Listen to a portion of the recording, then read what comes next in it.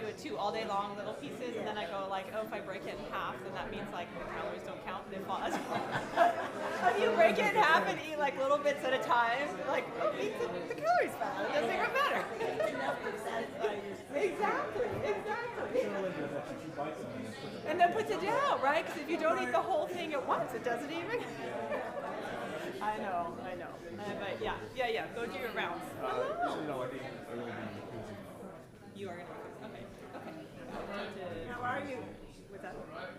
Yeah, I figured that. Are you gonna stay? I think you guys been in traffic. All right.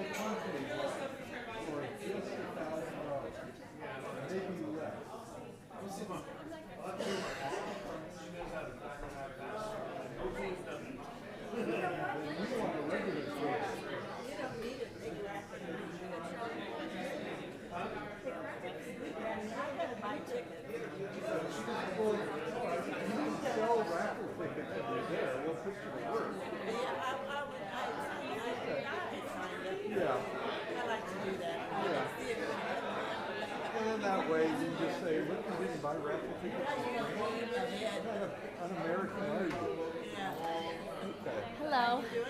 Huh?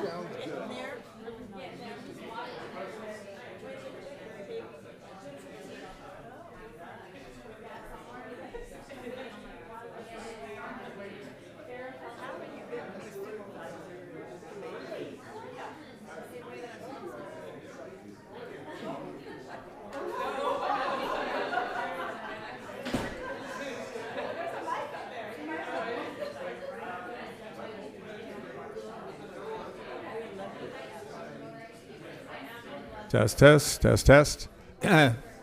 Good evening, council member colleagues. If we would come to the dais, we'll get started. Council member Joseph. Council member Joseph, please.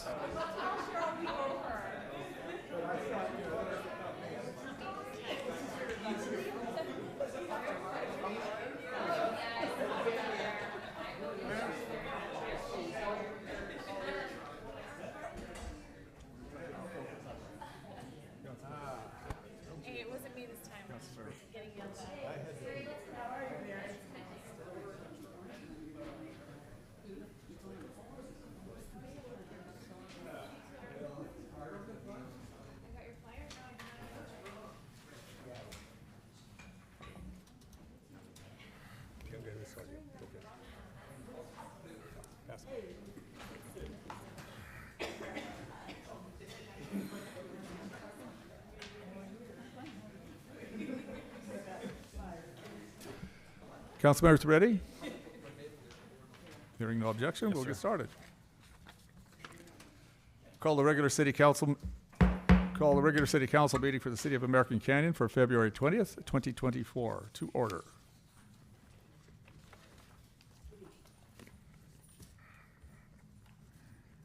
Please rise and join me in the Pledge of Allegiance.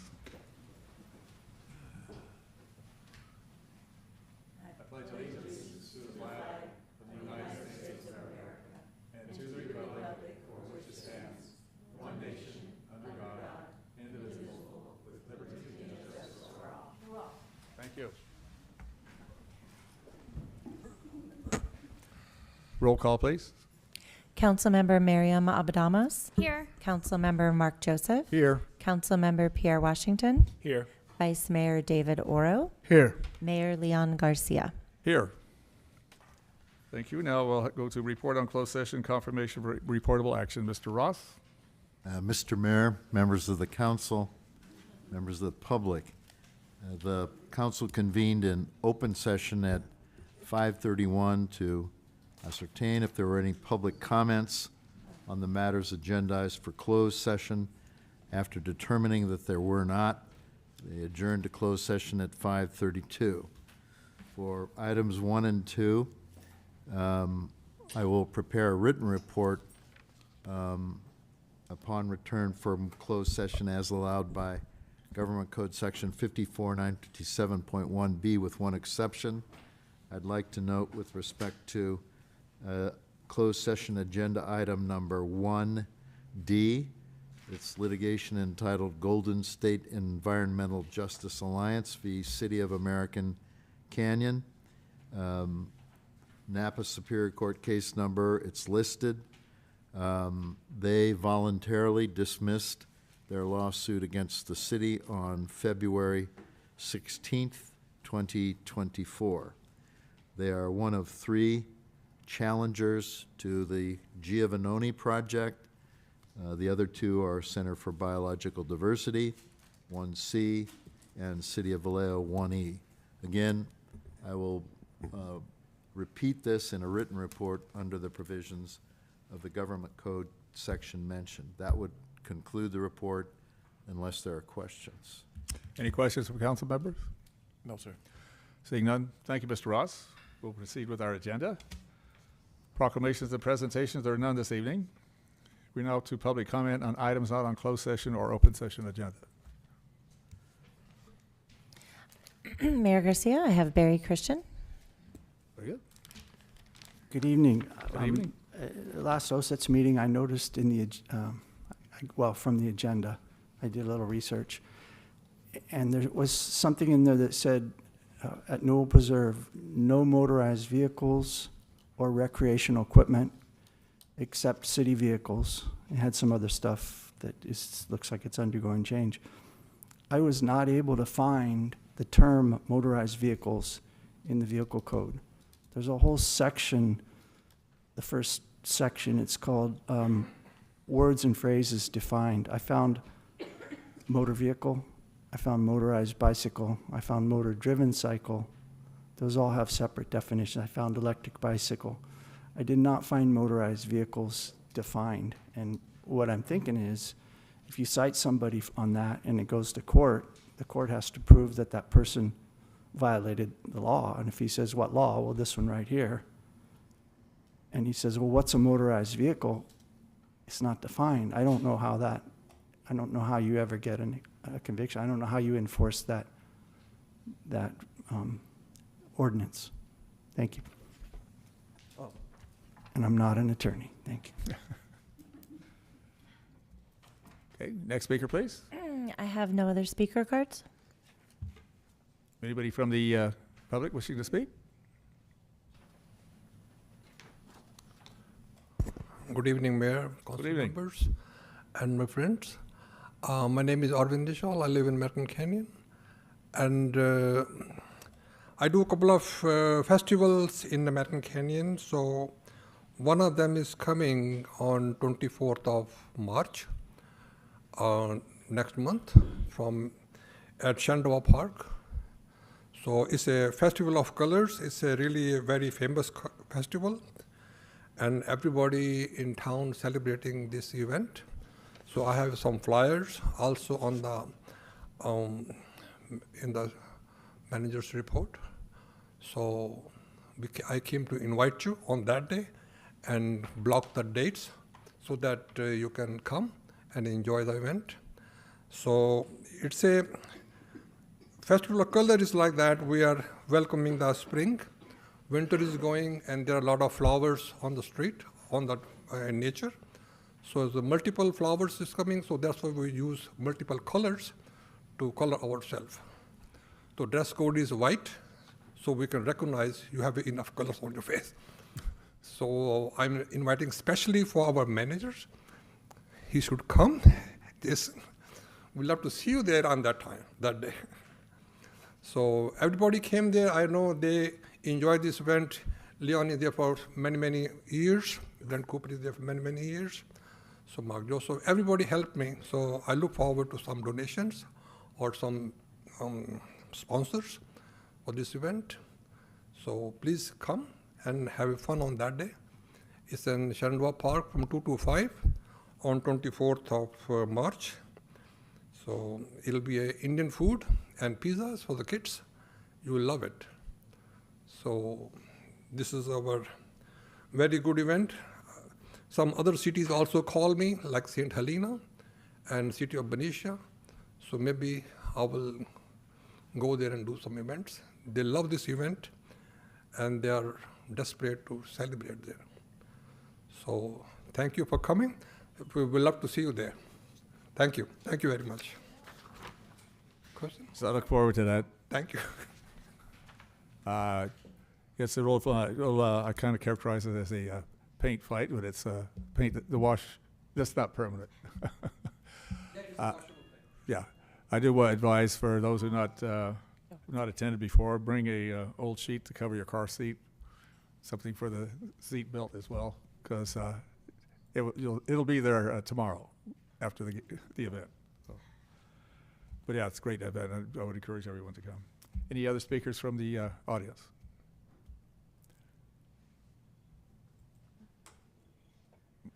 Anybody online? I have no hands raised online. Okay. Seems we have nobody else in the audience wanting to speak. I'll close public comment. We'll move on now to agenda changes or consent calendar. There's no agenda changes, or if there's nobody comments on the consent calendar, I'll make a motion to adopt the consent calendar. I'll second.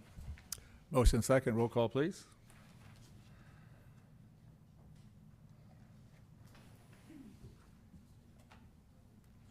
Councilmember Abadamos? Yes. Councilmember Joseph? Yes. Councilmember Washington? Yes. Vice Mayor Oro? Yes. Mayor Garcia? Yes. Thank you, Council. Moving on in our agenda, public hearings. There are no public hearings this evening. Business item number 9, solid waste hauling and disposal agreement. Good evening, Mayor and council members, members of the public. Tonight you have in front of you the amended and restated franchise agreement between the City of American Canyon and Recology of American Canyon.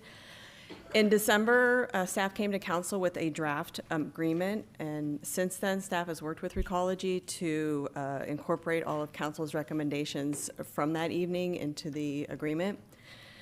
We are recommending that the council adopt the resolution to enter into the agreement with Recology.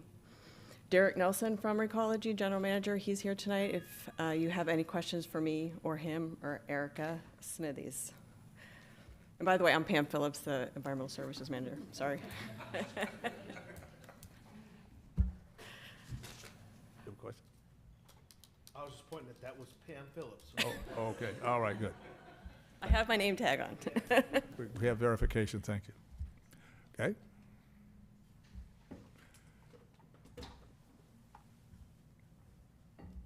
Councilmember Oral, your button's lit. Yeah, I'm assuming that's the whole review and presentation, right? Yes. Yeah, okay. I wasn't going to do any other formal presentations, or you guys have read the agreement. If you had any questions about anything in the agreement that we could answer for you. Yeah, I do. So there's one thing that I would like to note for next time. Well, it's going to be 10 years from now, but I had a question around the franchise fee. We're at 8.2%. And I don't know if this is for Recology or for you, Pam, if you know, how's that compared to other cities, and what's a range for franchise fees for cities? That I am not aware of. Derek can probably answer that. He has more knowledge.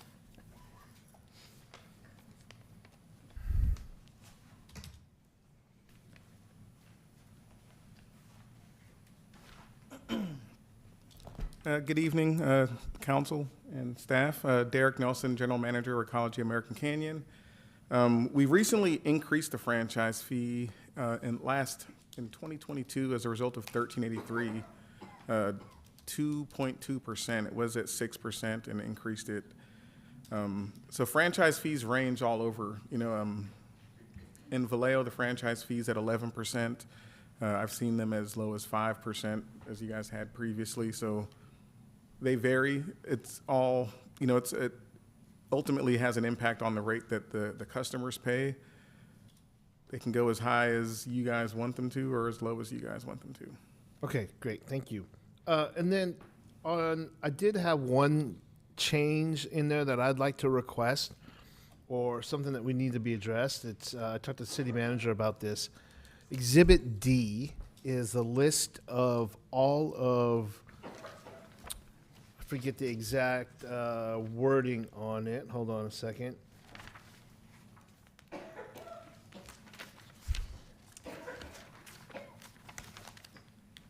City facilities. Yeah, a list of city facilities eligible for collection services at no cost to the city. Today, it is comprehensive, I believe. 10 years from now, I don't know if it will be. We may have a community center in Watson Ranch. We may have a community center next to Canyon Oaks. How can we put in language in there noting that additional facilities that may come online will be part of that as well? And I didn't recognize it in the other 72 pages either. So I want to either add that as an amendment of some sort, or I just think it's fair because I don't know what's going to happen. This is the long-term contract. I want to make sure that we cover all our bases because right now it looks like it's for any facility. And as we expand, we may have to do another one part of that. So in the past too, whenever a facility has come online and we've asked, it's kind of been a verbal agreement that they continue. So since the original agreement, we actually have had some verbal agreements that we then incorporated into this franchise agreement. And from what I would imagine, if there was an opener, like say if we wanted to reopen for the artisan and residency program for the Eco Center, that could definitely be incorporated into the list as well. But Recology has always been a great partner and always agreeing to, bring on the new facilities if we asked. Yeah, I believe that, but I want know. to memorialize it in some way. Yep. I can take it back and talk to our leadership on changing that. Yeah. And so that was my big issue. And then the other thing that I read in there, and I never thought about this, and that's not really something I look forward to, but I do want to check out the recycle facility and take a tour because that is offered for employees to come see that. So Derek, I'd love to find some time to just check out the local facility. I drove by it 100,000 times, but never stopped and checked it out. Yeah, I'll reach out and set something up for you. Yeah. Or anyone else that's interested. Yeah, and I'll let the other council members talk about this, but I think if we can just amend that to say something about memorializing new facilities, then we can approve this. Thanks. Yeah, I think good idea to have something in there. We have that opportunity to reopen this, because obviously a lot of things are going to change in American Canyon with all the construction going on. So thank you for that. Councilmember Joseph. Yeah, and I would third that. I think it's a good idea. I know that over time, Recology's always been good about it, but just plugging that in, is a good protection. The question I had is almost more for my own interest. It's the free compost program. When is that going to be available? That can start tomorrow if we start this tonight. So. Well, currently I can drive down to your main office in Vallejo and get 20 bags or so like that? Or we're open to the public Thursday, Friday, and Saturday. Okay. From 8 to 3:30, and public can come with proof of residence and get compost. Okay. And then we'll also be providing it to the courtyard. Perfect. That's a great add-on, by the way, and thanks to SB 1383 that we're doing it. Well, appreciate you on that note with the compost being sensitive to the neighbors next to the community garden. It was a bit of an odor issue with a lot of them. A lot of it has to do, of course, with the wind direction when it's over your backyard fence. they, Yeah. they kind of get the full experience of that. But I understand it's going to be in bags. It will be bagged, yes, Okay. just to make it easier to distribute. That sounds like a good way to control it. I think was thinking there might be some way of using a cover on it, but that means somebody has to go around and make sure it's covered every day. And Yeah. that's a bit of a task to. All right, anybody else? Councilmember Abadamas? I was just going to agree with the Exhibit D comment, but it could be something as simple as Exhibit D can be modified by the city in writing or whatever, because at 3.10.2, it says city may change the city facilities receiving service and the volume and frequency of service by written notice, but that doesn't apply to the Exhibit D list, so we can just add that same sentence regarding Exhibit D or put it on Exhibit D itself. Because it says subscription levels identified on such exhibit. So I think it's an easy fix. And I wanted to know, would we still be able to move forward with this, Mr. City Attorney, pending that change, or would we have to bring this back yet a third time?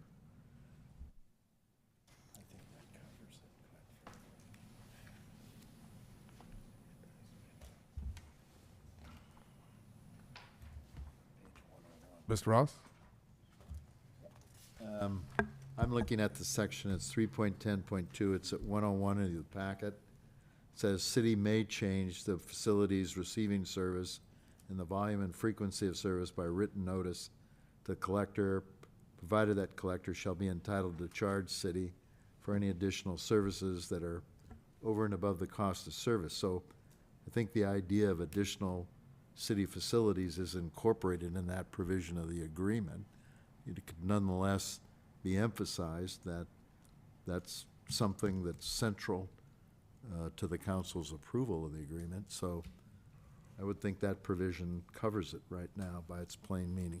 But that provision is talking about, it says provided that the collector shall be entitled to charge, and the ones in Exhibit D are provided to the city free of charge. At no cost, yeah. So At there no is a difference. cost.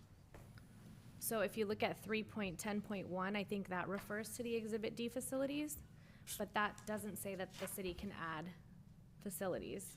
Well, if it's the intent of the council that, you know, you have three of you that want to say that they should be added at no cost, then 3.10.2 could be modified to say that. Right, so my question was, can we move forward with this agreement tonight pending those changes, or do we have to wait till the changes are made and bring it back to open session yet a third time for approval? If that's your intent, to change that section 3.10.2, so that any additional facilities would be added to Exhibit D and without cost, if that's in the motion, then the agreement could be brought back with that modified provision for final approval. But you would be approving the agreement tonight, subject to that change. Okay. Does it come back to full council or can it come back on consent? Come back on consent, Yeah, okay. yeah. Further comment on that? Do we need to do a formal motion to I amend think it? so. I think or- we have You have to have some public comment. comment. I would like to have Okay. the provider respond to that. What would be your thinking on that? I'm sorry, what? I would have to take it back and get approval on our end as well. Okay. But the intent, I believe, is that you guys would be able to exchange service. So like if there was a facility that closed and you wanted to remove that and open up another one, that can be done at no cost. I think the company put that in there as a form of protection in case there was something that was exorbitantly large, that we could recover some cost on that expense. And I think that's what Vice Mayor Oro was talking about. It's not necessarily closing one and opening another. We're building a lot. And so we're looking at potentially building another community center or something, and we would like that to be included as a city facility that's being serviced free of charge. So that would not entail closing something. That would just be a new thing coming online. Understood. So if you have to run it by the other levels of your organization, then that's understood as well. Council, want public comment on this? Public comment is open on this matter for this modification. Seeing no public comment. Anybody online? There are no hands raised online. Okay, we'll close public comment at this time then. If there's no further discussion, I'm going to have our people are going to talk to your people, and your people talk to our people, and we'll get back to this and figure this out. But I think we can move forward with a motion to adopt resolution number 2024 next in order. A resolution of the City Council of the City of American Canyon authorizing the city manager to enter into an amended and restated franchise agreement between City of American Canyon and Recology American Canyon for solid waste, recyclables, and organic waste collection, processing, and disposable services, pending an amendment to section 3.10.2 as desired by council to include future possible city facilities. At no charge. I'm sorry? At At no charge. At no charge. I'll second that. I actually think that 3.10.1 might be the section. I think just to be hammered out with 3.10. additional. Yeah, maybe not be specific about which section. 3.10, how Yeah, about Just that? say just stick with 3.10. 3.10, yeah. We'll be in. And working with the applicant or the vendor to hash that out. Now I'm comfortable seconding it. Yeah. Motion second, roll call, please. Councilmember Abadamas? Yes. Councilmember Joseph? Yes. Councilmember Washington? Yes. Vice Mayor Oro? Yes. Mayor Garcia? Yes, we look forward to hearing back from you. Thank you. Okay, we're now moving on to. Thank you, Derek. Thank you, Pam. Comment, Mr. Holly? Just tell them thank you. Move on, item 10, Napa River Ecology Center at American Canyon Wetlands.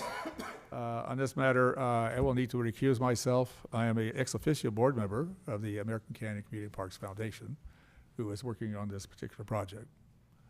And Mr. Mayor, on that, I also need to recuse myself for financial interest-related matters. Okay. Well, council, since the mayor and the vice mayor are not going to be attending this, then we'll need to appoint somebody else for temporary time to take charge of this matter. Is there a nomination? I'd make a motion to have Councilmember Joseph be the council chair, mini mayor for the. I'm sorry, Councilmember Almendalis, your button was up. I was going to say the same thing, so I'll second Councilmember Washington's motion. Okay. Just for clarification, we're going to designate Mark as the presiding officer for item 10. Yep. We use that term. Presiding officer for item 10. Right. We will Okay. have a roll call on, we do need to have a roll call on that We motion. need a roll call, please.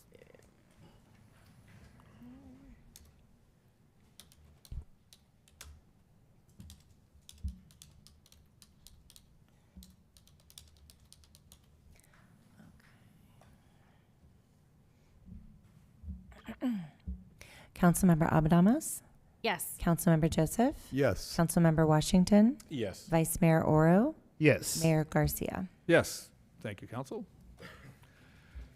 I will be in my office. Give me a ring when you complete it. I'm leaving.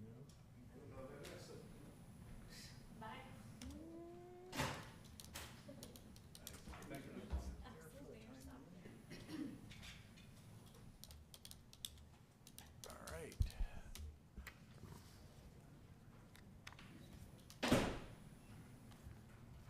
Well, with that in mind, do we have a report from staff on item 10? Almost forgot with all the, with all the other excitement. Yeah. Thank you, council.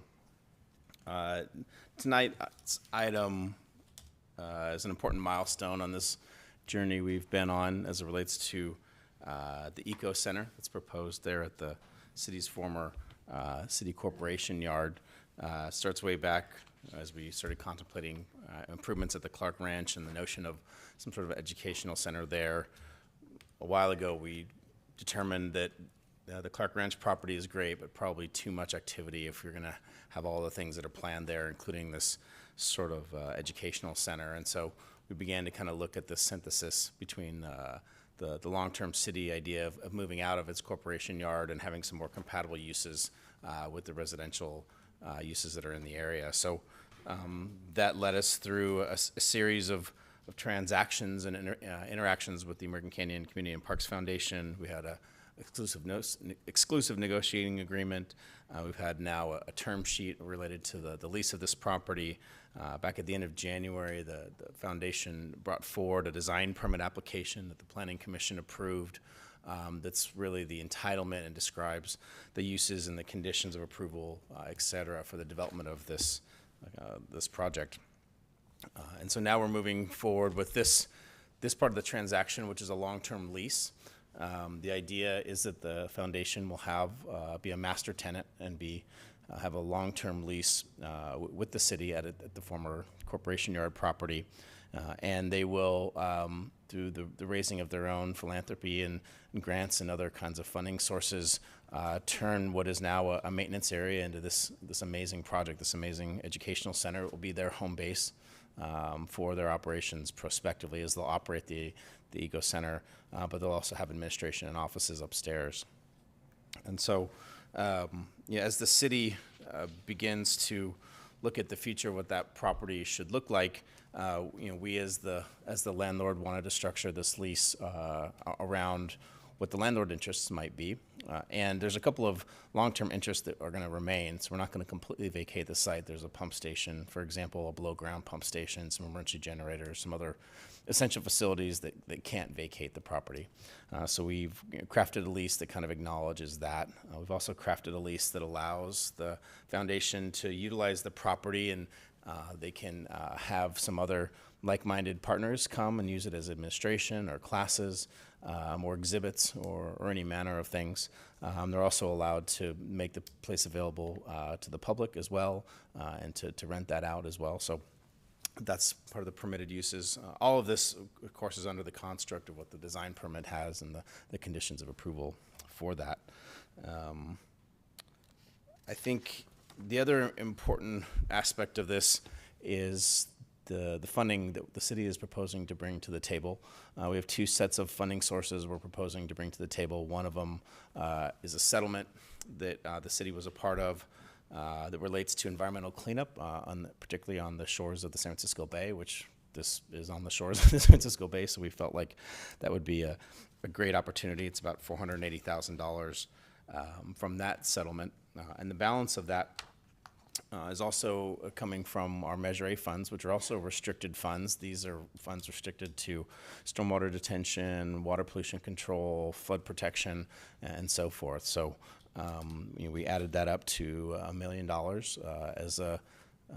as a contribution from the city to certain aspects of this project. There's still a lot more that needs to happen for the project to go forward, but we felt like that would be an important milestone for the city to be a contributor towards. The property is going to serve not just American Canyon residents, although certainly they'll be able to use it. We're envisioning this to be a regional draw and to really put American Canyon on the map, and we're really excited for the foundation and for their bringing this project forward. We know there are many partners regionally that are looking at this project and are really excited about it. The council received some comment letters from folks who were excited about it, so you've seen that in your materials as well.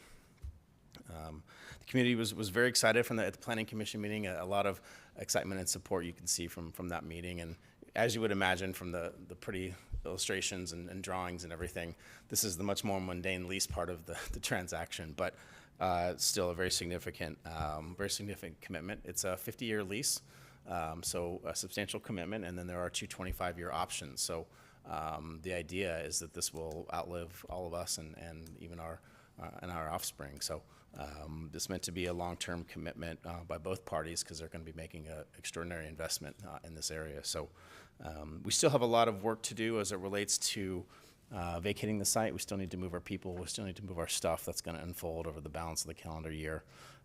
But those are aspects that are taken into consideration of this lease. We're still tweaking a couple of things in the lease. So part of the resolution delegates the authority for me to finalize a couple of the details, but the appropriation would stay the same. The amount of the appropriations would stay the same. And if that needed to change in the future, we would come back to council. Like I said, it doesn't have much of a difference than the term sheet that the council previously approved. So really, this is just memorializing those aspects of the term sheet into a formal lease and taking an exciting step forward. So I'm happy to answer any questions. I know Janelle Selleck with the Parks Foundation is here as well. If you have any questions for her, I'm sure she would be happy to answer them. If not, the staff recommendation is the appropriation and the approval of the lease. Do we want to hear from the applicant before we hear from comments from the council? Okay. And if the applicant wanted to make a presentation? Good evening, everyone. Janelle Selleck with the American Canyon Community and Parks Foundation. I didn't prepare a formal presentation, but give me a microphone and I can talk about this project for a couple hours. So how long do we have? Well, I look back on the past couple years, and really the word that comes to mind is just pride in our city. In this shared vision for taking an industrial site and repurposing it into something that is really a trailblazing project that has broad-reaching implications for not just our city, but the entire county and even North Bay. So we're really excited to see the lease coming before you tonight. There's a couple things I think that we're especially grateful for.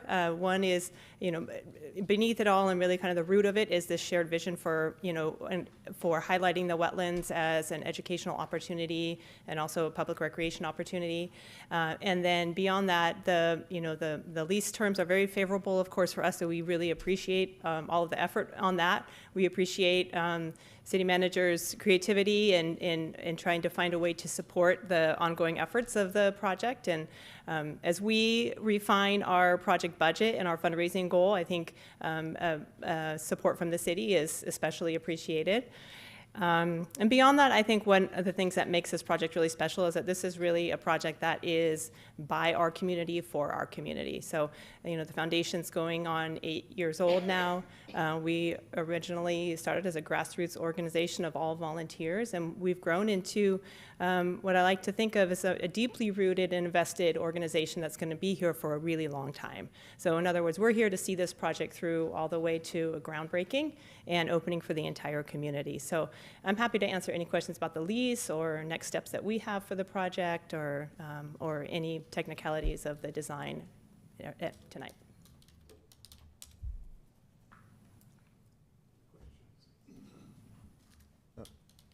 Go ahead. Not so much any questions, but I just want to kind of make a statement that, Janelle, I think from the beginning, when I first met you, you were talking about the Eco Center, and I like how you had that forethought back then and where we are today. There's not a meeting that I go to that someone doesn't bring up, hey, I heard you got this Eco Center coming up in line. So the word is out there. I appreciate what Mr. Holly has done to help move this forward as well. I think the council did an excellent job supporting you as well on this. And I'm sure we have some people here tonight that's going to talk about, what's this going to do for the community. I think it will put us on a map. It will give us that identity that we're looking for. We have an identity, but this will give us an even better identity. But I just want to thank you for the hard work that you put in for that, and always checking in, making sure that we're aware of all the processes that are happening with this. So thank you.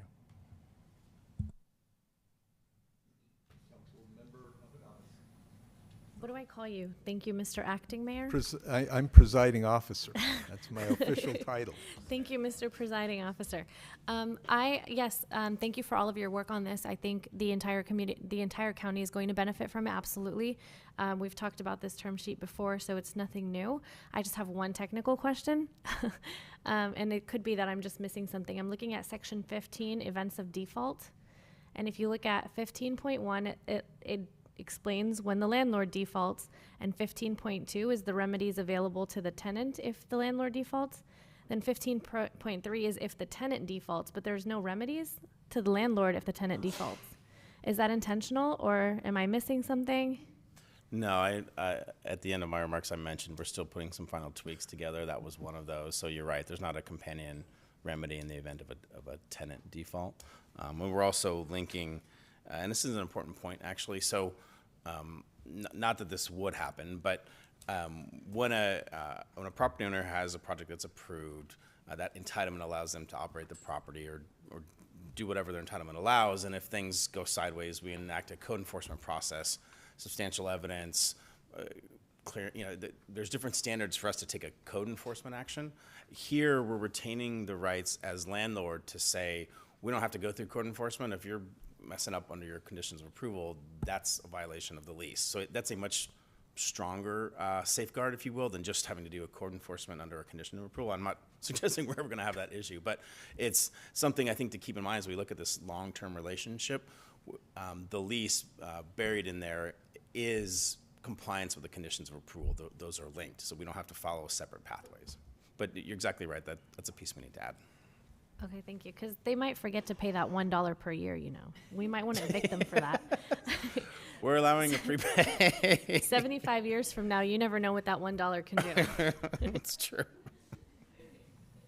All right. And from my perspective, this is an incredible project, and I'm really grateful that staff was able to come up with $1 million, none of which is coming out of the general fund, which, as a former finance director, that's usually what happens when anybody comes up with a good idea is you start worrying about what it's going to do to your operations. So I appreciate staff's creativity in that regard. If there are no other comments from the council, we'll open it up for comments from the public. Oh, by the way, did we have any cards? I have no speaker cards turned in. I have a question. Is the yellow light the warning light and the red light is 3 minutes, or how does that work? I think the red, the yellow light is 30 seconds and red means you're supposed to stop. Is that correct? Yes. So when I start the time, it'll be green. Mm-hmm. In the last 30 seconds, it'll be yellow. Okay, that made me nervous last time. I thought I was going over. Oh, Okay, no. So thank you. Yellow, you have 30 seconds. Okay. Barry Christian, American Canyon. It's a wonderful project. Congratulations to city staff and city council for working this very special deal. I think it's terrific. I have a letter from Friends of the Napa River. Dear Mayor Garcia, wherever you are, and city council members, Friends of the Napa River would like to provide this letter of support for the development of the Napa River Ecology Center project. We understand the American Canyon Community Parks Foundation is seeking approval to repurpose this industrial site, the city's former corporation yard, into the Napa River Ecology Center. This center will provide a home for environmental education, watershed programs, and conservation. Friends of the Napa River is dedicated to the health, conservation, and restoration of the Napa River and its watershed, as well as education and access to its shorelines. Over more than 25 years, FONR has been actively pursuing living river concepts for the Napa River and its watershed. We believe that a resource such as the Napa River Ecology Center will be a vital addition to furthering this effort. With its perfect location adjacent to the wetlands, the Napa River Ecology Center will be a source of pride and education for our community. We support these efforts to expand knowledge and access to this unique project. We feel that this ecology center will enhance our community's connection with the Napa River and its aquatic creatures. Its educational programs will ensure that the youth of Napa County will gain significant knowledge of its river and watershed by this vital environmental entity. We applaud American Canyon's, we applaud American Canyon Community and Parks Foundation for this invaluable project. By making this vision a reality, American Canyon is showing to the whole Bay Area its commitment to a healthy and thriving environment. Sincerely, Francie Winnan, President, Barry Christian, Treasurer, FONR Board of Directors. Thank you. Thank you.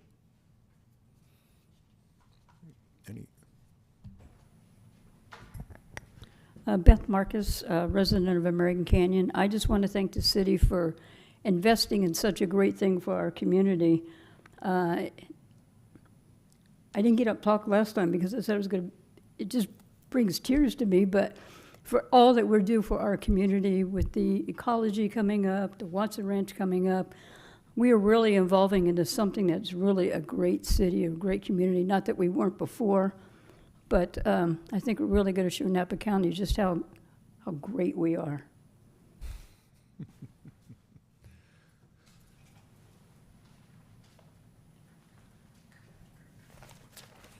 Fran Lemus. I'd just like to say thank you, Janelle, for all your hard work and for all the new citizens that we have in this community. It really makes me feel so proud of all the people that we have. They have children, they're interested in our city, and they really make it special. So thank you to all of our new people, and to Janelle especially for all of her hard work. Thank you.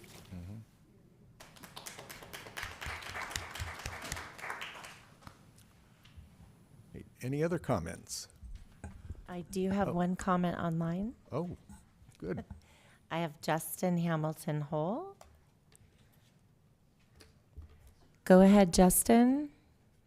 Good evening, Mayor or Mark Joseph, and I want to shout out Janelle. She is working very hard, and I'm so very being happy seeing her on April 10th when she will be our guest speaker at the Kiwanis Napa on April 10th.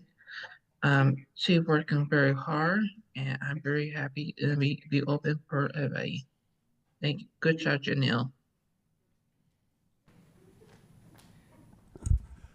Okay, any other comments? Go ahead. Thank you, Justin. I want to take a moment because this is what we like to say in our office, really a group brain project and a group brain initiative, meaning that this was an idea that it wasn't necessarily my own. I think a lot of folks in the community really felt the need, and obviously the idea of an education center was identified in the Clark Ranch Master Plan. So I think we're just the ones crazy enough to try and drive it forward with all the passion and enthusiasm behind it. But I really do honestly want to thank our city council, our negotiating committee group that worked to get the lease to this point, city department heads that we've worked with everyone on moving this forward.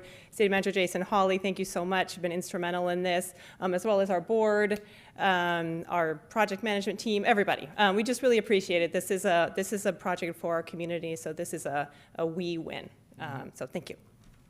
Excellent, excellent. Right. Well, if there are no other comments online or in person, I'll entertain a motion. Well, Mr. Proceeding Officer, I'd like to make a motion. Okay. I'd like to make a motion to accept resolution number 2024 next in order, a resolution of the City Council of the City of American Canyon, California, approving a lease agreement with the American Canyon Community and Parks Foundation for development of the Napa River Ecology Center at the American Canyon Wetlands at the former City Corporation Yard, 205 Wetlands Edge Road, and appropriating $1 million towards site improvement related to stormwater detention and flood protection and pollutant recommendation on that property. I'm gonna second it, but I just have a clarifying question. The tweaks that are gonna come, how do they get incorporated now that we're potentially going to approve this resolution? Because this is a resolution of the term sheet. It's a great question, Councilmember.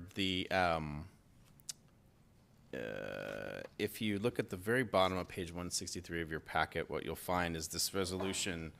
Now, therefore, be it further resolved, the City Council delegates authority to the City Manager with the concurrence of the City Attorney to modify lease agreements as needed to implement the project. Got it. So, again, that's not an appropriation, so I don't have appropriating authority, but I do have the authority to modify lease aspects. And another example of that is over the new Napa Junction Elementary School kind of community areas. We've entered into some long-term leases with some tenants over there, and those don't have to come to council. So the lease itself is something we're delegating the authority to resolve. It will be pretty close to what you see here, but you raise a great point about the remedy for the landlord's perspective, and there are some other tweaks that we're still working on. So in other words, we're giving you a lot of discretion here. We're trusting you here. Well, yes. What I'm really memorializing is the authority I already have, because I do already have the leasing authority. In this case, we bundled it with an appropriation that was outside my authority, which is among the reasons we brought it to council, but we also wanted to celebrate. So the final version will be very close to what this is, a few tweaks, refinements, but we wanted to celebrate publicly with this tonight. Well, definitely an occasion to celebrate. I'm going to go ahead and second. And just to follow up on that, can you send us a copy of the executed final agreement just for our records and framing purposes and so forth? Of course. Thank you. Okay, we have a motion and second. Roll call, please. Councilmember Abadamas, Yes. Councilmember Washington, Yes. and Presiding Officer Joseph. Yes. And with that in mind, we need to contact the mayor and vice mayor to bring them back, and the reign of Mark Joseph is about to end.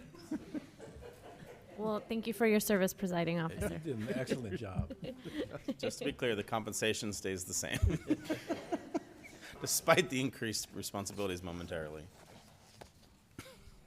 I let them know.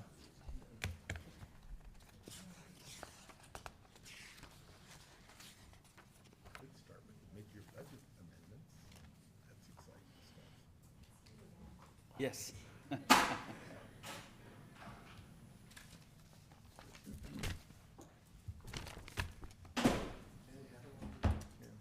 We turned it down.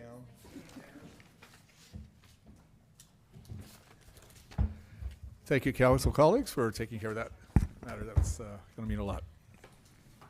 Move on now to item number 11, fiscal year 2023-24 mid-year budget amendments.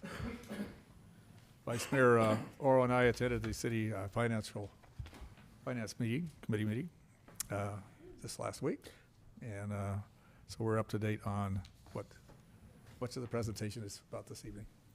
It was a good presentation, a good workshop.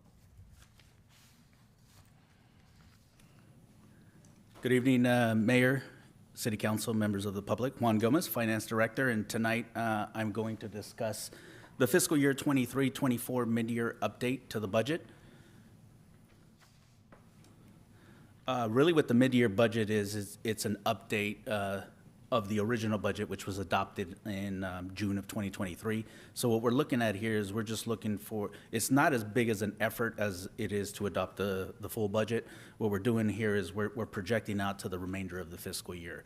So what is it that the departments are going to need in terms of their budget requirements and so forth, anticipating the types of revenues that we're going to receive for the remainder of the fiscal year. So there's not a whole lot of effort per se compared to the original budget, and it's more of just updating what we have for the year.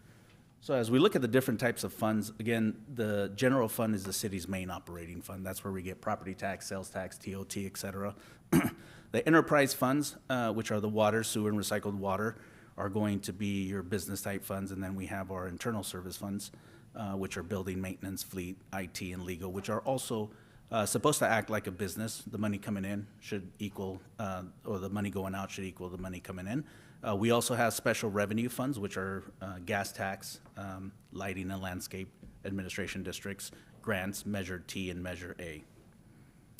So some of our desired outcomes that we're looking for here in this amendment are going to be a balanced general fund operating budget, continue to meet reserve requirements, and fiscal sustainability of all funds. In the packet, there's a chart of all the funds, of the net income and the fund balances. You'll see that some of them have a running deficit. Some of them have a deficit fund balance. That is, in most cases, with the exception of one fund, the Recycled Water Fund, which is running a current deficit, but all the other funds are more of a timing issue in terms of money coming in and when we're going to receive the money, the grants, et cetera. So we'll go over those funds, but overall, the city and all its funds are in the positive. They are fiscally sustainable, and my job is to make sure that we meet all the expenses going out for the next couple of years. So overall, we're in good shape. Obviously, we have the rate study for the utility, water, sewer, and recycled water, and that's one of the necessary requirements in order to maintain the fiscal sustainability of those funds. So as we look at the general fund, this is our mid-year update. You can see on the left-hand column, this was the original adopted budget that was adopted by council in June of 2023. We had revenues of $28.9 million, expenditures of $28.8 million. So we had a net operating surplus of $152,000. And then we had $5 million of transfers out. What we did is, and I'll show you on the next slide, is we restructured that fund balance in the general fund. We had, as you remember, we had an economic development reserve, we had a CIP reserve. We kind of rearranged those when we adopted that fiscal year 23 budget, and I'll show you there. But what we're proposing here is highlighted in yellow. The revenues, we're proposing an addition, so an increase to the general fund of $697,000, and an increase to the general fund, and also Fund 105, which is the developer reimbursement fund as well, which is a sub-fund of the general fund. But we're seeking increases of $401,000 for a net operating surplus of $296,000. And you can see on the right-hand column what that does to our net operating surplus. We're projected to end the year at $288,000 minus those transfers out. Leaves us with a deficit there of $4.7 million. Now, in the past, it was asked, how are we operating this deficit? Well, what we're doing is essentially we're just moving money from the left pocket to the right pocket. No money's actually coming out of our pockets. We're just restructuring the fund balance. So it's not necessarily a true deficit. What we're looking at here, operationally, we want to look at that net operating, and that is a surplus of $288,000. So as you remember, back in June of 23, this was what our current fund balance. If you look at, it had the general fund contingency, the unassigned, and it had those two designated funds there. It had the capital projects fund and it had the economic development. What we did last year is we removed those. We removed those and then we transferred those over to what's called internal service funds. So what's currently in the general fund balance is just going to be the general fund contingency, all other, and there is actually an unassigned fund balance in there. And that's as a result of last year's surplus. And that's something that we need to figure out what we want to do in the next budget cycle. So why we did that? Why did we remove that CIP and economic development? Well, we wanted to have a new way of budgeting. What we were proposing at the time, and council agreed, was to take care of what we have.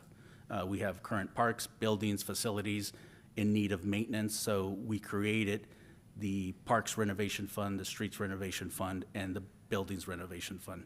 So we reassigned those two economic development CIP reserve into those funds to address the needs of the facilities and assets that we currently have. So going into the major general fund amendments now, when we do amendments, finance works with the departments, and there's a lot of amendments. There's a lot of line item amendments that we propose, but going through the entire list of 100 or so would take all night. So I'm just concentrated on the major ones here. So again, we're proposing $697,000 increase to the general fund revenues. The majority is an increase in property tax, $759,000 in property tax. Developer deposits, $171,000. We are projecting from the original budget a decrease in sales tax revenue of $120,000. We were expecting a fast food restaurant to come online. Doesn't look like that's going to happen this year. We were also expecting a hotel also to come online with some food, liquor, beverages, and so forth. That's not coming online. TOT decrease again. That hotel is delayed, so we're adjusting our projections this fiscal year. What I wanted to show here in this graph was, since property tax is our major adjustment here of $759,000, you can see here that American Canyon had increased 11% year over year. So from calendar year 22 to calendar year 23, our net assessed valuation increased 11%. So our taxable assessed valuation is $4.3 billion. Now, what does that mean? That means that we get more property tax revenue into the general fund, and the majority of that, you can see this purple bar here, is other. And what other means is that this was vacant land, primarily in Watson Ranch, that was designated as vacant and is now considered residential. So that property tax value increased there in Watson Ranch. Also, we had two other properties. In order to make it into our general fund revenues, it has to meet the January 1st tax roll every year. So the assessor does the assessed valuation every January 1st. And sometimes, depending on when they get a chance to to put that on the roll, it doesn't make the cutoff. So last year, we missed property tax projections by a little bit, and we can see that those are increasing this year. So it's mainly just a timing issue. As we look at the property tax, we did have 2 properties that increased substantially in assessed valuation for fiscal year revenues. We have 400 Boone Drive, which was the Biaggi Brothers facility there, and we also had 300 Boone Drive, which is the Amazon facility there. Both of those combined added $229 million in assessed valuation. Also, our Oat Hill parcels right behind us, those added another $18.4 million in assessed valuation. So this is the property tax dollars that many of you have already seen. American Canyon of $1, for every $1 in property tax that somebody pays, we get 26 cents on the dollar. That's what we get. Originally, if we look back 10, 15 years ago, we were getting closer to 29 cents on the dollar. As new development comes in different tax rate areas, lower tax rate areas, that percentage and that average is going slightly down. But you can see all the other agencies throughout the county and what they get. For example, Napa County is getting 5 cents on the dollar. The American Canyon Fire Protection District is getting about 13 cents on the dollar. This is our historical average of property tax. You can see the nice steady increase in property tax over the last 10 years. And that's a result of everything that we're seeing out here in development and so forth. So the second to the right here, this is our mid-year projection at 14 million. Now, we kind of already know what's going to happen for fiscal year 25, and we're projecting 14.9. So we're actually projecting another 10, 11% increase there. So in assessed valuation. We know that because the money that we're going to get in fiscal year 25 was on the January 1st, 2024 tax roll. So as I look around at properties and building permits and so forth, we can kind of estimate what we're projected to receive.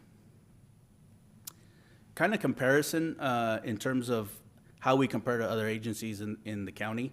You can see American Canyon has a $4.2 billion in assessed valuation, and our change was almost 11%.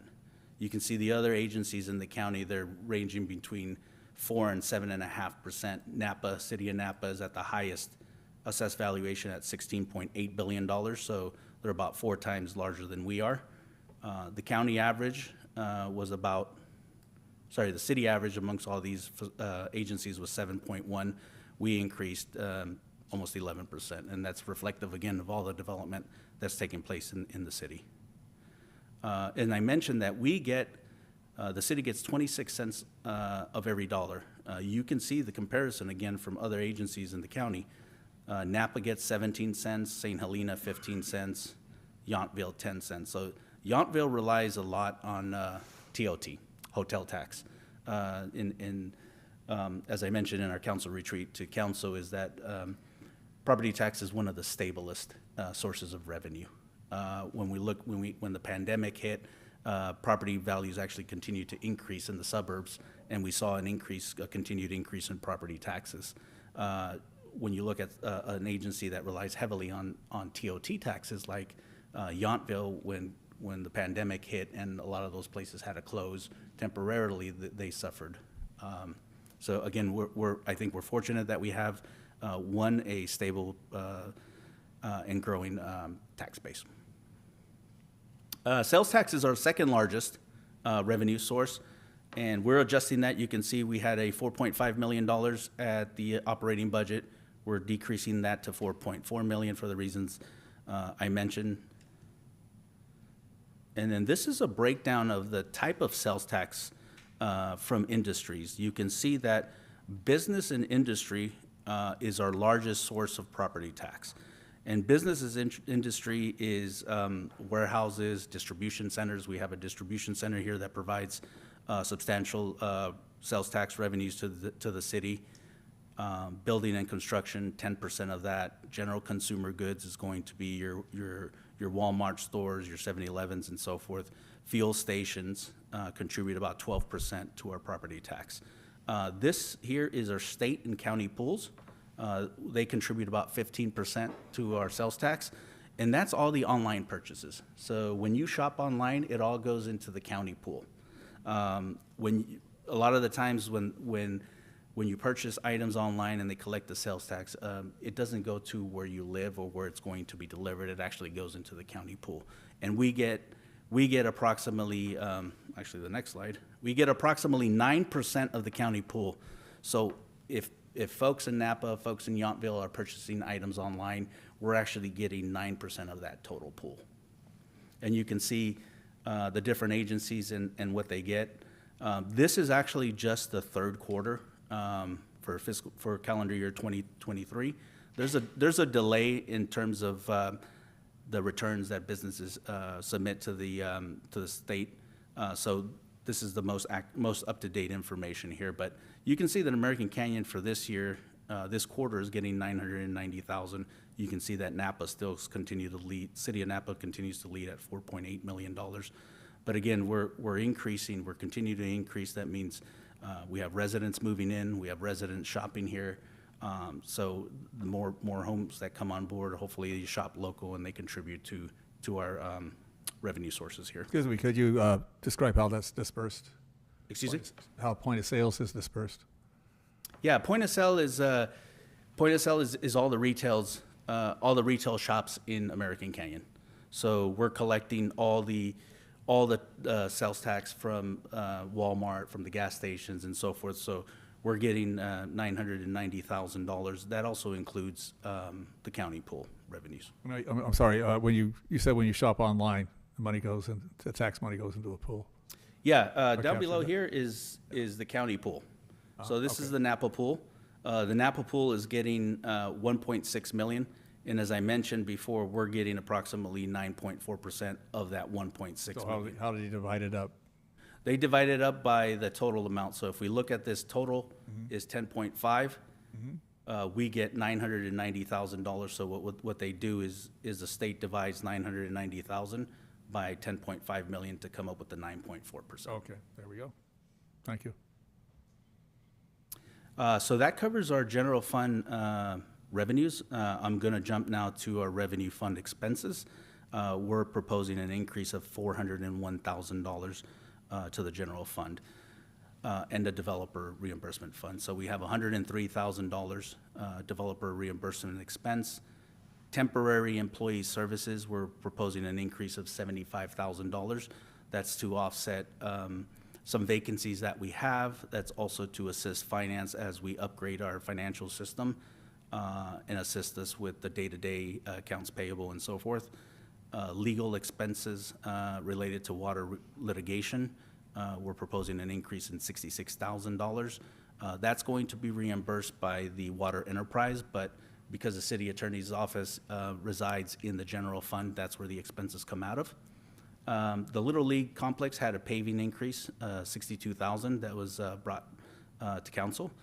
And building inspection services, we're proposing an increase of $60,000.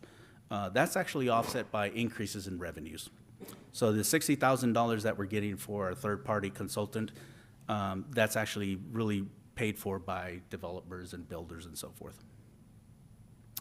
And then finally, we also are proposing legal expense increases related to development litigation, an increase of $53,000 there. So as we look at the total fiscal year 24 revenues of $29.6 million, you can see again that our largest revenue source is property tax. Almost half of the revenue that we receive is related to property tax. 15% to sales tax, and TOT 6%. We do have other revenues that come in. We have charges for services, for recreation, for plan check fees, et cetera, building permits and licenses, franchise fees, for example, PG&E, Recology that we just saw. We get about $460,000 from Recology. That's included in here at the $892,000. So this is our overall breakup in terms of our general fund revenues. As we look at our general fund expenditures, we have a $29.4 million. Our two largest expenses are going to be our sheriff contract for police services. supplies and services related to professional services, and then salaries for our employees at 21%. Now, benefits, retirement, and retiree medical, these are all personnel expenses as well. So if you wanted to know what it costs in terms of salaries to the general fund for our employees, you would add up those four categories for a better depiction there. So that leaves us with our general fund balances here. When we adopted the original budget, we were ending the year at $9.9 million. Because of that small surplus that we're anticipating now, we're projecting a ending fund balance in the general fund of $10.1 million. Again, we're going to fund this general fund contingency at 25%. So we're proposing a small adjustment here to $7 million. Well, it's not necessarily small, it's about $400,000. But when we adopted the budget, we didn't know really how much. We didn't know how much our expenses were going to end, so we took last year's projected expenses. So 25% of last year's expenses was $6.6 million. We now are proposing in budget amendments, so we're going to have a general fund contingency of $7 million. Again, as I talked about the reconstruction of the fund balances, you can see where that $5 million went to.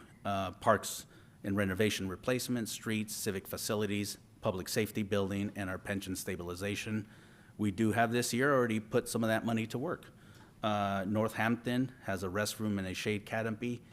We have irrigation control upgrades, and our activity center is getting flooring replacement if it hasn't already. So some of that, again, that philosophy of taking care of what we have now, we're already putting some of that to work. So that was the general fund. I'll go quickly into some of the other funds. Special revenue funds, again, these are not going to be a lot of adjustments. Some of them are going to be major, as you'll see shortly, but special revenue funds, revenue amendment, we're looking at $190,000 increase related to a grant that our Community Development Department got for SB2 planning grant to help with the general plan. $16,000 for a national opioid settlement that a lot of agencies received to assist with determinant of opioid use, and $13,000 grazing leases at the Newell Open Space, which was originally put into the general fund, but we're going to put that back into that special revenue fund to take care of Newell Open Space up there. Some of the expenditures that we're proposing is only one. It's a $25,000 proposal.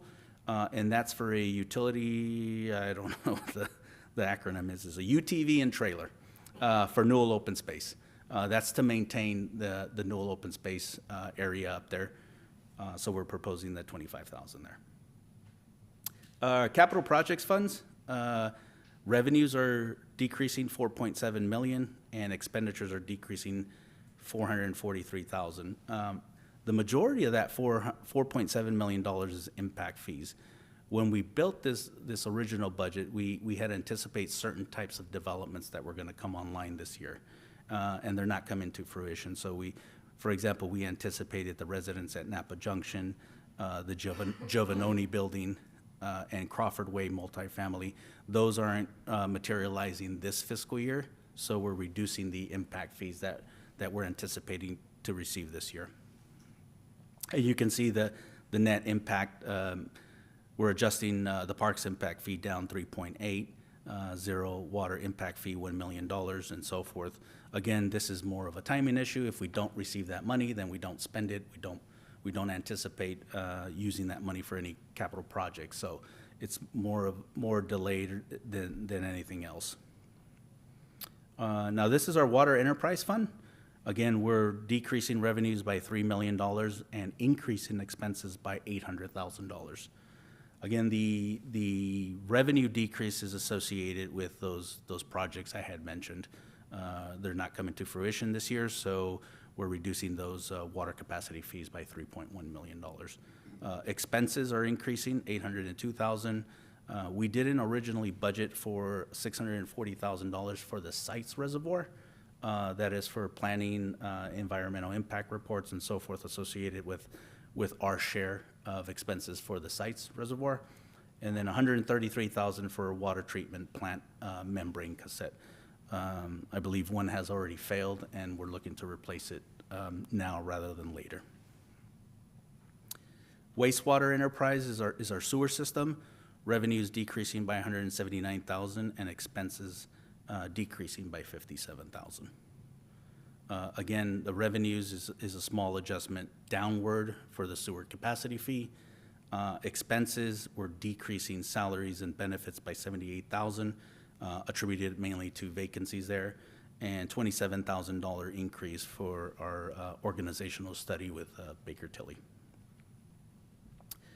Recycled water enterprise, the only adjustment here that we're proposing to decrease here is down $53,000 for our expenses, which is related to our CMMS system, which is actually postponed to fiscal year 25. Now, the water and sewer fund were also decreased by that same $54,000, but because this was really the only expense here in recycled water, it kind of stands out.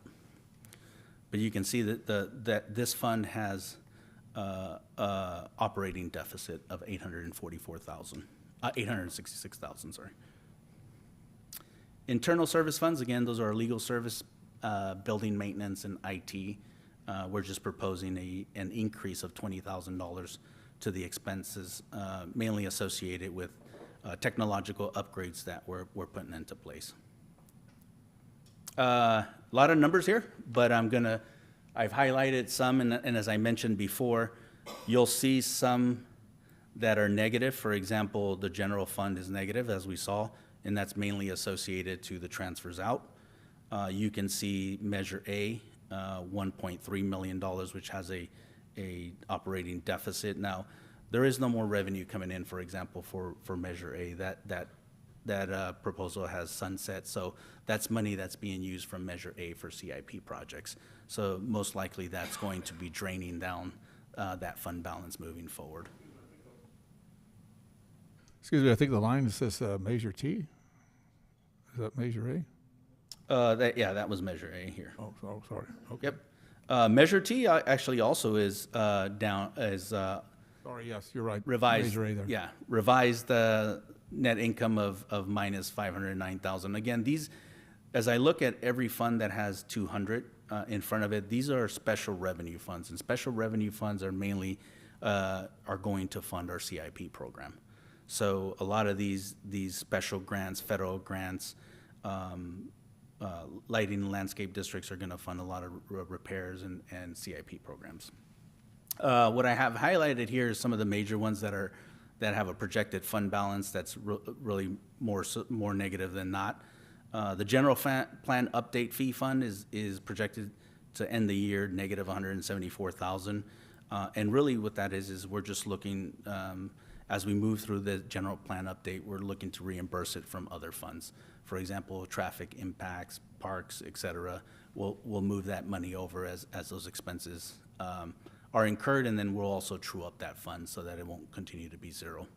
The Community Facilities District Fund, negative $524. That is our Green Island Community Facilities Assessment District. That is really receiving money from the fiduciary fund, where the money is from our CFD bonds. We finance that through bonds, and that's more of a pass-through. Money comes in and money goes out, so that's more of a timing. I'll show you that the fiduciary fund has plenty of fund balance to cover that. Wastewater Debt Service Fund, that is a fund that holds the debt for the sewer system. So that's naturally going to be negative. There is no revenues coming in. Well, there is, but really just to pay the debt service, but overall that's negative because it has no assets, it just has debt in there. And then finally, our one of the highlighted here is our Recycled Water Fund. We have a projected ending fund balance of minus $3 million, and we know that.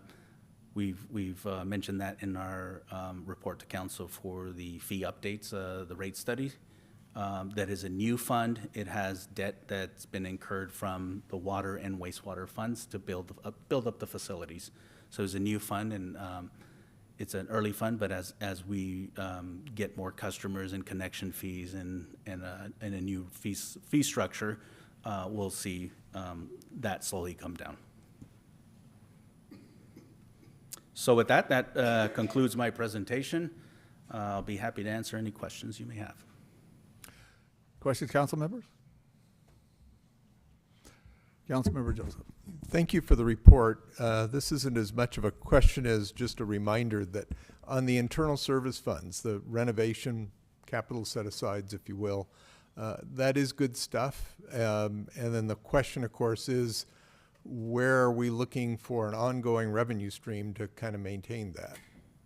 So we're using a lot of one-time general fund reservoir, which is reserves, which is a good thing. But again, we need to identify an ongoing revenue source, I think, to make sure we can maintain it after the next 3 or 4 years. Correct. Right now, we just funded it with the surpluses that we've had and the adjustment of the fund balance. But really, those moving forward are just going to come from operating revenues, and then we're going to have to transfer them over. For example, updating fees. For example, parks, recreational fees, additional permitting fees and plan check fees and so forth. There isn't really going to be a revenue source that's going to go in directly into those funds. It's mainly going to come from the general operating fund. Yeah. And I appreciate that. I think from my perspective, I think we need to take it to the next step, which is to try to figure out what's the annual commitment we need. Right. Even if we don't have a dedicated source, if we have a dedicated dollar amount. Correct. Then we can either ease into it or plan our way into it somehow. Yeah, and we do have, for example, our IT replacement and for example, our fleet, ISF, that is funded by the departments, and as vehicles are replaced, we have ISF charges to the departments, to the water operating fund, to the sewer operating fund. But yes, we need a more comprehensive analysis of our facilities and our assets and see how they're going to need repairs. For example, we know how long a roof lasts. We know, Compark 1 needs repairs and so forth. We need to systematically, again, start moving some of that money, whether it be through current charges to departments and so forth. But yeah, it's something that definitely we should look for, look into, sorry. We'll bug you next year too. Thanks.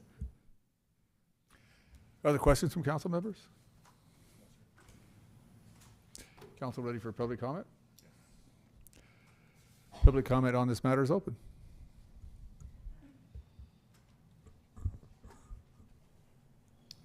Beth Marcus, a resident. I just have a question. When you're talking about property taxes, I know that's a big component of the budget. And I know how property tax works. How do apartment buildings or businesses like over Walmart, and they have Walmart, they have all these different businesses. Does the owner of that property pay for the property tax, or do each individual? No, yeah, it's the parcel owner pays for the property tax, just like when an owner rents his house, the renter doesn't pay the property tax, the owner does. So when it comes to property tax, the parcel owner pays the property tax. So for example, somebody owns that parcel and Walmart is leasing that property, so they don't pay the property tax. Yeah.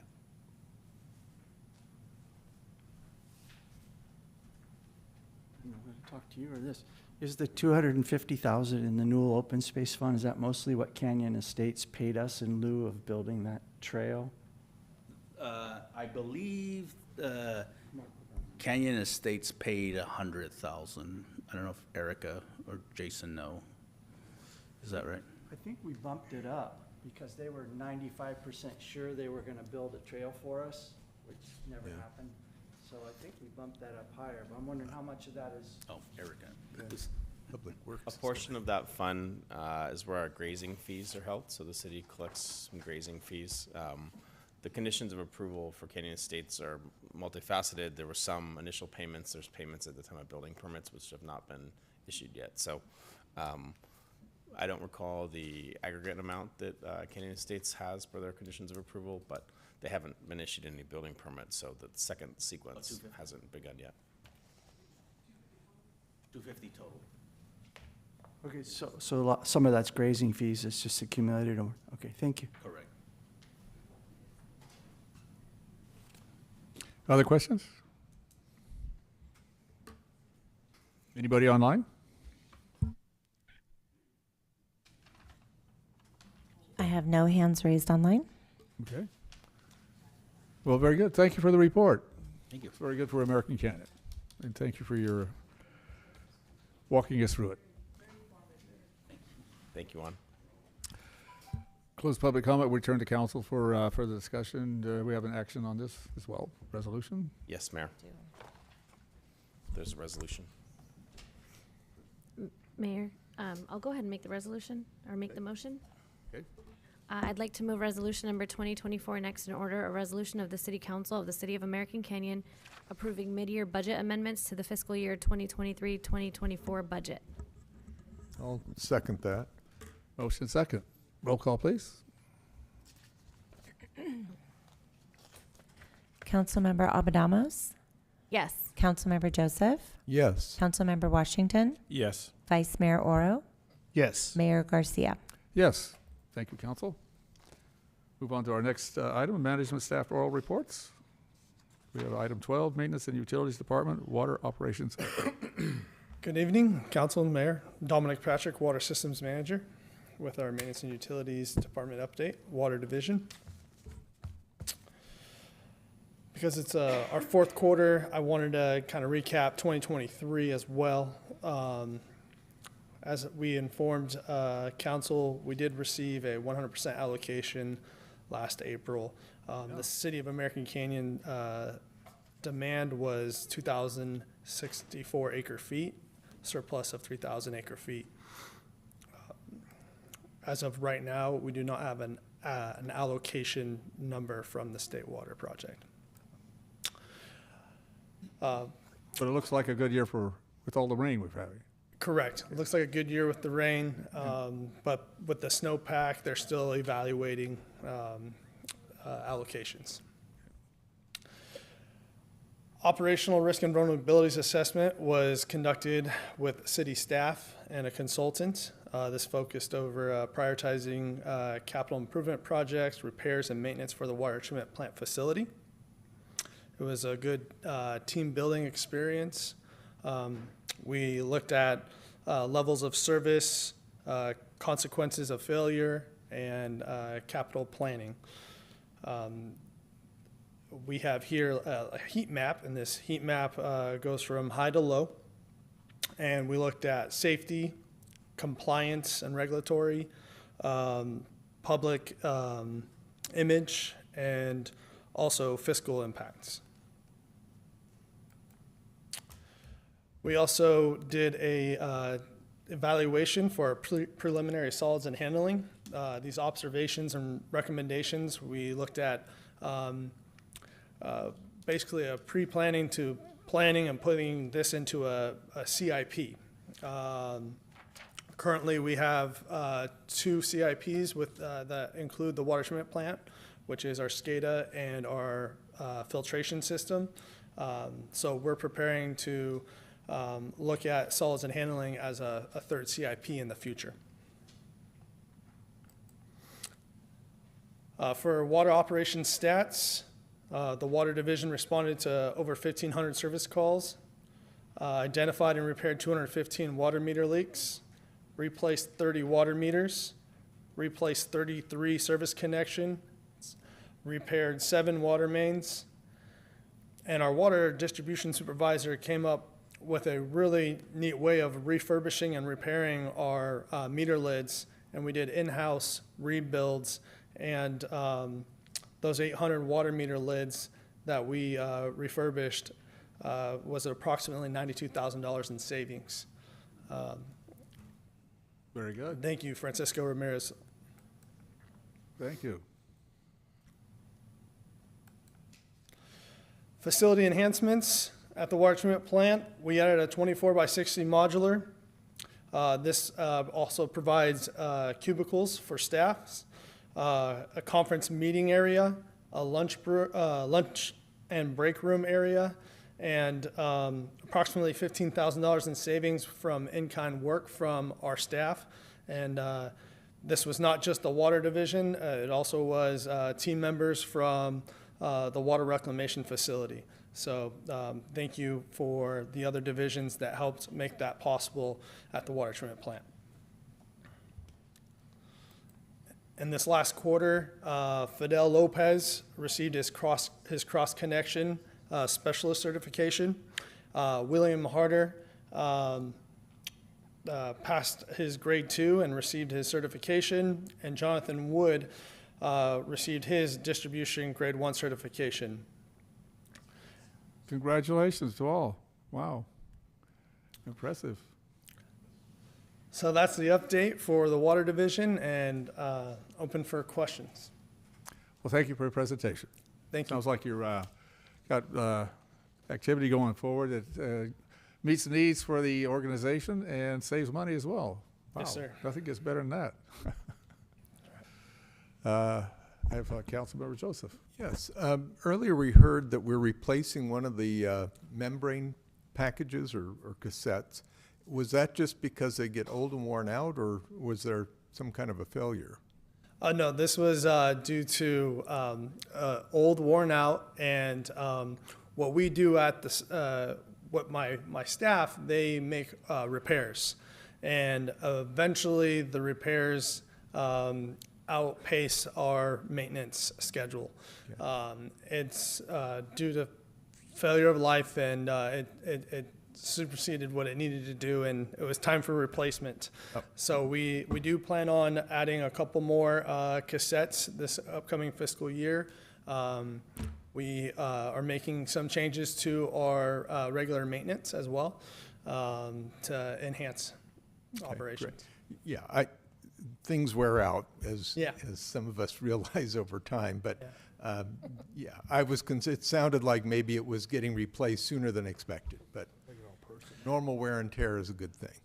Ideally, we try to keep up with the performance and maintenance and in bulk purchase the membranes. They are cheaper as if you can buy in bulk. This also includes programming and the install as well. So ideally, we do it in bulk, but we're to the point where we needed to get one back online. Fair enough. Thank you. Councilmember Albadamos. Thank you for your presentation, and thank you for being here tonight. Everyone that got certificates should have been here so we could have recognized them. But tell them congratulations for us.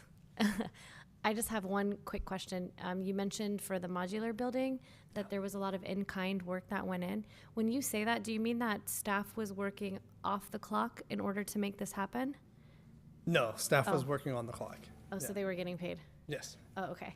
Yes. But they still saved us a bunch of money, so give them a shout out too. Yes. That was it. Thank you. Thank you. I had a question on leaks. We had this, remembering the name of it. You can monitor it from home. You can monitor, yeah. Yeah. Is that still in play? Are you referring to our Aquatrax and customer portal for your water meter? Yeah. Yes, yes, okay. That's still in play. I don't have all the information, but we recently went to Invoice Cloud, and so we are working with the Aquatrax team and Invoice Cloud into integrating and allowing you to have a one-stop shop where you could go into your billing and pay your bill, and then also be in your portal. As of right now, you go to 2 different web browsers. Oh, yeah. So well, that's a lot more convenient now. Yeah. I was just wondering how many service calls have we got on people from monitoring that? I don't have the number on me right now, but it's definitely a couple a week, and a lot of it is login issues, which is pretty typical for any sign-on and password. Okay. We have made many enhancements to the customer portal. For example, you could have more than one person look and analyze your report. So before, it would be the one bill payer would be the only person to view the bill and pay the bill and look at water usage and track usage. Now you could add your spouse, your brother, your sister, etc. So that's one of the many small enhancements that we've done to get more people involved and interested in using that tool. So Very good. Thank you. Well, thank you for the report. yes, thank you. Anything else on management staff oral reports? Mr. Hawley? We have a couple of other oral updates. Director Akita, I know, has an update. I think that's the only one. Hello, good evening. I'm Good evening. here to share all the wonderful things that are going to be happening over the next couple weeks in our amazing city. So don't forget, tomorrow night, please join us for the 2023 State of the City. It's a digital broadcast that'll be featured on YouTube at 6:30 p.m. If you missed that, don't worry. We have an in-person session the following day on the 22nd at the Adult Activity Center at 11 a.m. Also on February 22nd, we have our Planning Commission at 6 p.m. And then on the 27th, we have the American Canyon Fire Protection District at 6:30 p.m. Thank you. And that wraps up February. Planning Commission, we may want to change what's on the website then, because I think it says 6 p.m. on the website. So we'll look into that, Beth. Thank you. Thank you. All right. Thank you. Anything further? That's all, Mayor. Thank you. Okay. Now we'll move on to mayor, council comments and committee reports. After that, we'll take up future agenda items. We'll start on the left here. Councilmember Joseph. Yes, I did not do my written report. Most of the big committees weren't in the last 2 weeks, but I would be remiss without reminding everyone that this Friday in room 5 of the Napa Junction Community Center is open mic night. Be there and enjoy yourself. Plus, we're planning on a little art show in room 6 next door.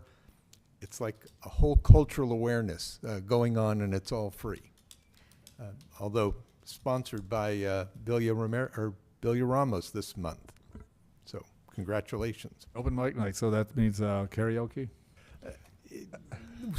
Well, the way we describe it is Clarence has got his jamming Phil Am team, so they're the house band. So Okay. it's like real karaoke with, where you actually got a live band backing you up. Sounds like loads of fun. You should be there. Okay. Councilmember Washington? Nothing to add. Thank you, Mr. Mayor. Councilmember Alvarado. I don't have anything to add, but I am going to put in a plug for open mic night because I went last month and it was super fun. I thought I was going to leave early, but I stayed after it was over. So did my brother. And it should be pointed out that Councilmember Abudama sponsored January. You can also go online and become a sponsor. All right, well, quite a community gathering place, isn't it? Vice Mayor Oro. I have nothing to report, sir. Well, I think the significant thing I had was League of California Cities, North Bay Division, had the ABLAFA presentation from ABAG. And a lot of it's dealing with funding for houses, all that. But interesting piece that really caught my attention, there's also consideration for infrastructure. So I had a conversation with Mr. Hawley and our supervisor, Billy Ramos, who's ABAG president, and we'll have a spot on MTC. MTC does highway funding. ABAG does the ABAFA portion for housing. Says, how about sidewalks? The Cove has a lot of, isn't a sidewalk part of infrastructure? So, yeah, I had a conversation with her after that, said, okay, can we look at that? So something for us to pursue. Seems like that might be in the picture for us to get some funding for sidewalks for the Cove. Maybe any other developments that we have that have housing in it is a part of it. And, I've expressed it before, safe routes to school. We're going to have kids in that building, and excuse me, probably should look at the front of the building as well, Highway 29 Broadway, because there's going to be traffic between Canyon Cafe and the Cove.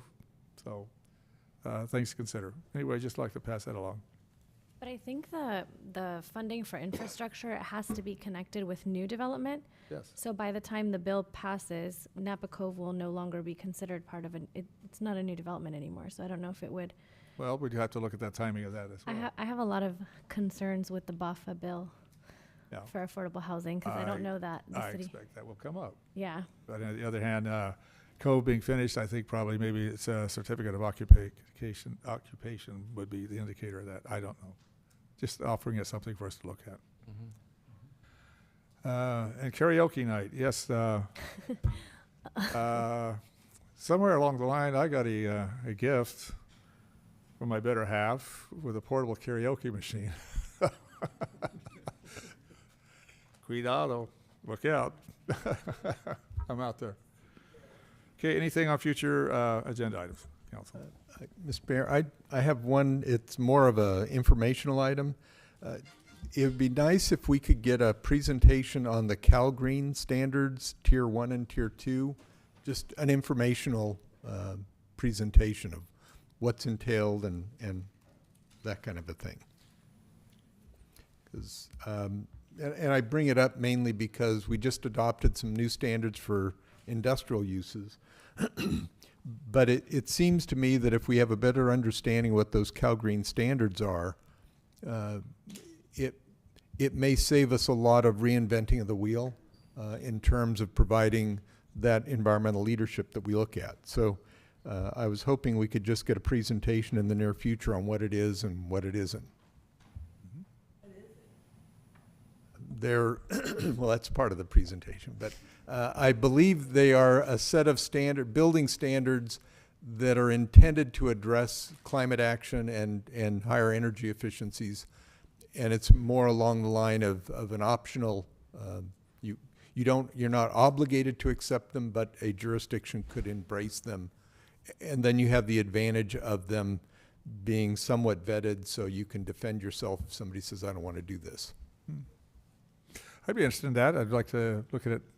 What often is missing for me is not enough economic analysis of impact, financial. What's the cost of? Because if we all will feel the impact of that somewhere along the line, either for its benefit or in the pocketbook. Anything further, Council? Mayor, if there is a requested future agenda item, we generally the practice of voting on it. So it sounded like sort of a second from yourself, but if we want to get clarification on that, and then we'll vote on that, and we'll have a future agenda topic. Well, I'll make that motion if the mayor. Would you state the motion, please? That we have a presentation on the CalGreen building standards. Okay, and that's your motion. Is there a second? I'll second. Motion second. Roll call, please.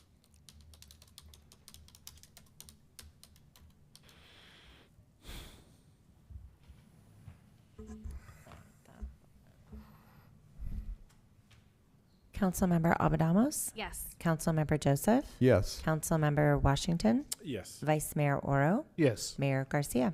Yes. Thank you, Council. Thank you. Anything further, Council? No, sir. Hearing none, we have concluded our business for the evening. Thank you very much. We are adjourned. Good night, American Canyon.